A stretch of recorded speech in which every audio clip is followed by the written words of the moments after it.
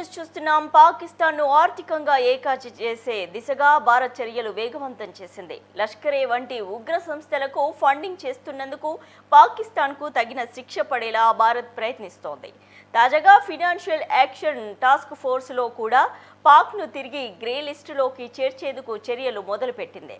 ప్రస్తుతం IMF నిధుల కోసం పాక్ చేస్తున్న ప్రయత్నాలకు గండి కొట్టాలంటే FATF చర్యలే కీలకంగా మారాయి.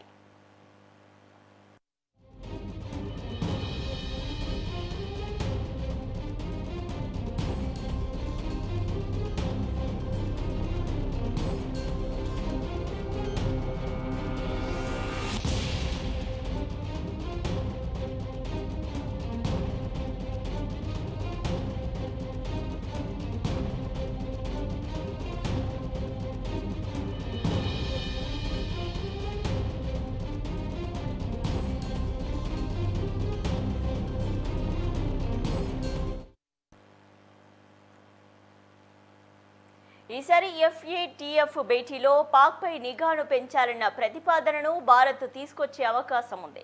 వాస్తవానికి దీన్ని గెలిస్ట్రాగా పేర్కొంటారు. ఈ జాబితాలో కొన్నేళ్ల పాటు ఉన్న తర్వాత పాక్ 2022లో బయటపడింది. నాడు మనీ లాండరింగ్, టెర్రర్ ఫినాన్స్ను అడ్డుకోవడానికి తీసుకుంటున్న చర్యలను చూపించి ఊరట పొందింది. అప్పట్లో పాకిస్తాన్ను ఒక రకంగా అమెరికానే కాపాడింది. ఆ దేశానికి ఓ ఉగ్రవాదిని పట్టించడం వల్ల బయటకు తీసుకువచ్చేందుకు అమెరికా సహకరించిందనే ఆరోపణలు కూడా ఉన్నాయి.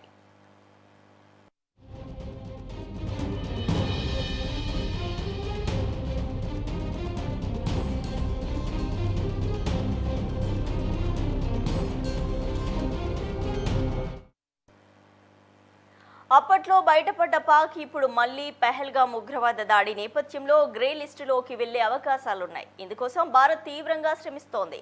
భారత్ను ఆర్థికంగా దెబ్బతీయడానికి Pak terror financing, money laundering కు సహకరించిందన్న ఆధారాలు భారత్ వద్ద ఉన్నట్టు FATFలో గతంలో పాల్గొన్న ఓ అధికారి తెలిపారు. వాటిని ప్రపంచ వేదికపై అవసరమైనప్పుడు బయట పెడుతుందని అన్నారు. ఈ ఆధారాలను ఇప్పుడు గనక బయట పెడితే ఆ దేశానికి మళ్లీ ఆర్థిక కష్టాలు తప్పవని చెప్పొచ్చు.